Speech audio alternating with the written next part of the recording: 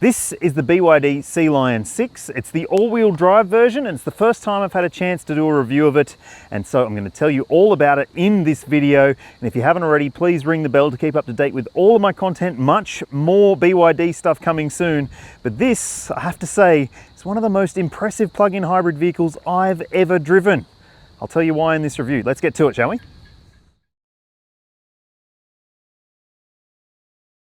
There are two different versions of the BYD Sealion 6 available in Australia, and I've already done a detailed, in-depth review of the front-wheel drive model. This one will be a bit briefer. It's more just focused on the drive experience and the difference between this and the other model. So if you haven't already, please do go and check out my front-wheel drive BYD Sealion review. You'll find a link in the description below where I detail all the specs, all the tech, all the safety, all the stuff you need to know about this lineup. And in this review, like I said, it'll be a little bit briefer, but I will say that this car at $52,990 plus on-road costs for the all-wheel drive model represents huge value for money. Not only are you getting more power and more torque, but you're also getting a head-up display and a little bit of extra spec as well. So I think that the front-wheel drive model makes a lot of sense, but if you need all-wheel drive, well, the $4,000 extra isn't going to break the bank, and you're getting a fair bit more for your money. We'll get to that when we get to the under the bonnet section, but let's talk about some alternatives. There are some good ones, but maybe none that match up on price to this. All right, when it comes to alternatives to the BYD Sealion 6, if your primary concern is plug-in hybrid technology, well, the best alternative to this car is the Mitsubishi Outlander plug-in hybrid, but it does cost too much. Compared to this, it's actually expensive. Like, you're looking at almost $80,000 on the road for the high-grade version of the Outlander, and that just doesn't make sense, I don't think. But if you are thinking that you need to get into a Mitsubishi for whatever reason, maybe there's better service proximity to you, then it does stack up pretty well if you can justify the cost. And hey, just like this car, remember, until the end of March 2025, there is a fringe benefits tax exemption. Because it's a plug-in hybrid, it means that you can save thousands and thousands of dollars if you take up a lease on a car like this. So that might be a really good choice for you, and it might help justify the extra cost if you are considering the Outlander. Another option you might want to consider if you're thinking plug-in hybrid is the Cupra Formentor. It does have a plug-in hybrid model with heaps of EV driving range coming soon. There's existing versions that have a little bit less driving range, but the new model will have 100 Ks of EV driving range, and it will be a really good option for people who are looking for something very competitive to this, but it will be a lot more expensive than this. So you tell me whether you think it's worth the extra to get into a Cupra with all that style and all that wow factor that it has. But otherwise, you might want to consider a regular old hybrid. I mean, it's one of the best in the business, the Toyota RAV4. I think it still stacks up as a bloody brilliant option for someone who is looking for a hybrid SUV with plenty of space for a family, and there's a heap of different variants available as well. It starts at a lower price point, but finishes at a higher price point than this. So you tell me what you think. Would you go for a RAV4? Would you go for one of those other alternatives? Would you go for this? Let me know in the comments. The Sealion 6 is a little bit longer than some other mid-sized SUVs with 5 seats, just under 4.8 meters in length. Look, I don't know about the look of it personally. I still think that it does have a bit of a conventional and conservative styling to it, but I actually think that it works pretty well. I would just prefer a different set of wheels. That's me. I like to mod my cars and put different wheels on everything. But yeah, you tell me what you think about it in the comments section. Now let's check out the boot space, because it's basically the same whether you're choosing the all-wheel drive, see, all-wheel drive, or the front-wheel drive, and you do get an electric boot for both models. And you can see for yourself that that is a decent amount of space. It's not necessarily a game changer in terms of the capacity here, and yes, I've been using it all weekend, and I think that it did work okay for my family. You'll see a shot of the luggage loaded in, and it was pretty fully packed for a weekend away for a family of 3. So keep that in mind. And there's also no spare wheel underneath the boot floor. There is a can of goo or a tire repair kit, as it's conventionally known.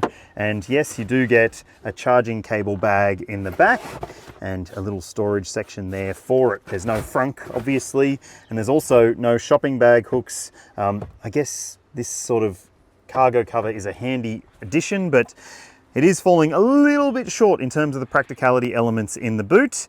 And hey, I'm not going to show you the full interior because I've done a full detailed teardown of the screen and the tech and all the stuff you need to know and the space. So if you want to see that, make sure you go and check out my front wheel drive Sealion 6 review, link in the description.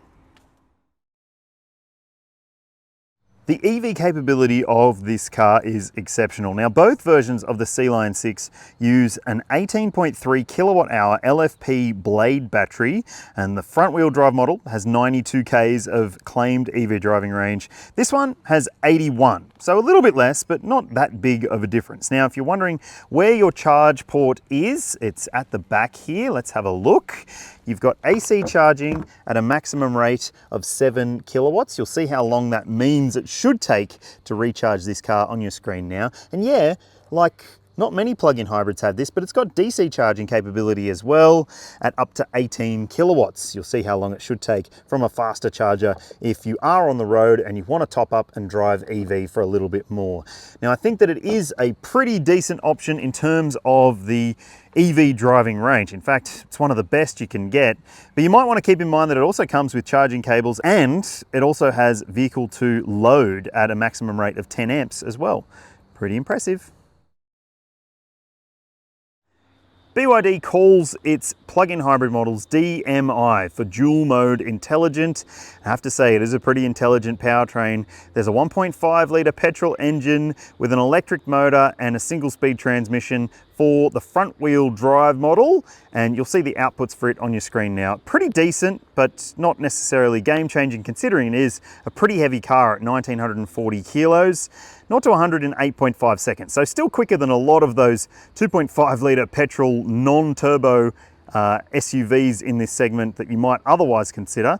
But this high-spec premium model has a fair bit more grunt because it's got a turbocharged petrol engine and it adds an electric motor at the rear axle as well. So the combined output is 238 kilowatts and 550 newton meters. That means a 0 to 100 time of 5.9 seconds. And that's despite the fact that this car is still pretty chunky at 2100 kilos. So it isn't necessarily a lightweight, but it is pretty punchy when it comes to the grunt. And this all-wheel drive model can also tow a little bit more than the front wheel drive model. You'll see the numbers on your screen now. So I think that honestly, if you're thinking about a BYD Sealion 6 and you just can spend a little bit more, it makes so much more sense. But let's go for a drive and I'll tell you a little bit more about it from the driver's seat. Now, if you saw my other review of the BYD Sealion 6, you'll realize that I thought that it was basically a really good fit-for-purpose vehicle for the majority of SUV buyers. But if you're one of those SUV buyers that needs all-wheel drive, well, obviously this is the one that you should be going for, and you can tell the difference. This one feels peppier because it's got more power and more torque and the extra motor and the extra traction to get the power down as well. So if you do need to just suddenly put your foot down, it is speedy. It is way, way, way quicker than the standard version, and that might be the reason you spend the extra $4,000. And I mean, it's not that big of a jump really to get all-wheel drive, to get so much more power and torque, and to get a little bit of extra tech as well. And I think that for me, I would definitely spend the extra money because it just so happens that if you do buy a car like this, you might end up suddenly needing to go camping with friends and family, or maybe just going out on a weekend away and you end up on some gravel tracks and you're not sure that the front wheel drive model will cut it. Well, the all-wheel drive will, because it's got a few different drive modes that you can select from. I will say though that you do need to be mindful of the fact that when you do switch between the modes, they're sort of all on the same menus. So some other cars have like off-road mode buttons, so you can press that button and it will offer you the off-road modes that you want to choose from. Otherwise, they're just the on-road modes. This one just has all the modes in one sort of sequence, and it can be a little bit fiddly. But honestly, that's a very minor gripe. This is a very, very impressive powertrain. It's a very punchy powertrain as well, as I said. If you're considering an Outlander plug-in hybrid, you're not getting anywhere near as much pep in that car compared to this car. So I would wholeheartedly suggest that if you are thinking about an Outlander, you should really, really consider this because it's so much cheaper and, in my opinion, it's a better drive experience. But it's not a perfect drive experience, I will say that. Like, I've still found that the ride is just a bit too squishy, especially on country roads. I just did about 900 kilometers in this car over a pretty decent drive down towards Albury and back. And I have to say that on country roads, the ride is just too squishy. You're just sort of bouncing up and down a little bit too much. It's got really soft springs and soft dampers, and obviously that works to its advantage in a lot of situations. Like if you are driving in a highway situation like I am now, or on the freeway, or even just around town at slower speeds, you will find that it's a super comfortable car to live with. But it's just that when you start to ask a little bit more of it, if you're going over undulating bumps and that sort of thing, or if you're going through corners that have bumps in them, you can sort of feel like this car is a bit squishy feeling. And I think that, you know, for a lot of people, you'll only notice that every now and then. But for me, I just wish there was a bit more firmness to the suspension, in particular the springs, just so it could feel just a little bit more planted on the road. And I also would say that for me, I would upgrade the tires as one of the first things that I would do if I bought this car. And I will also add that for me, the steering isn't quite what I hoped it would be. Yes, it does have a different mode that you can choose if you want comfort or sport steering. It's not really sporty to drive, it just adds extra weight to the steering. And I think that that is fine for the majority of people's needs. It's just not necessarily an enthusiastic car to drive. I don't think that matters though, because it is otherwise a really, really good option for people who are looking for a plug-in hybrid SUV with all-wheel drive. And yeah, it's better than pretty much anything else you can get for the money. Just like I try and do with every single plug-in hybrid that I test, I did 100 kilometers with a full battery to see how far the battery actually lasts. Look, the claim on your screen now is actually very, very impressive, and so was my real world result. You'll see how far I got on your screen, and I think that that just shows how sophisticated this technology is. And now I'll show you what the fuel consumption readout was after the first 100 kilometers. And look, I know that, you know, you might not get that every 100 Ks, and that's why I did another few 100 Ks to show you what you can achieve when the car's running as a hybrid. So what the engine and the battery do when the car switches to hybrid mode is that it can either use that petrol engine as a generator to recharge the batteries so you can run more EV, or it can use the engine to help power the car, so it can basically use it like a RAV4 does. And what that means is that it is super efficient in a mix of scenarios. And for the next 100 Ks, or next several hundred kilometers, as I said, you'll see what I saw on your screen. And I think that that, as a real world example of what you will see, I had 3 people and a boot full of luggage. It was loaded up. And yes, I think that is really, really impressive. Better than what I've seen in a RAV4, and way better than what I've seen in an Outlander plug-in hybrid when it comes to real world consumption without using the battery. So I'm impressed. I think that this car is an absolute bloody winner. And look, there's not really much I don't like about it. In fact, if I was buying an SUV, I would go and buy this car. I mentioned it in my other review, but there is a 5-star ANCAP safety rating for the BYD Sealion 6, and it does have all the tech and spec that you would expect from a new generation model. Things like autonomous emergency braking with pedestrian and cyclist detection. There's junction assist, there's lane keeping assist, there's emergency lane keeping, and none of it's bloody annoying, which is fantastic. There's also a speed sign recognition system which you can turn off and it will stay off, which I also really, really like.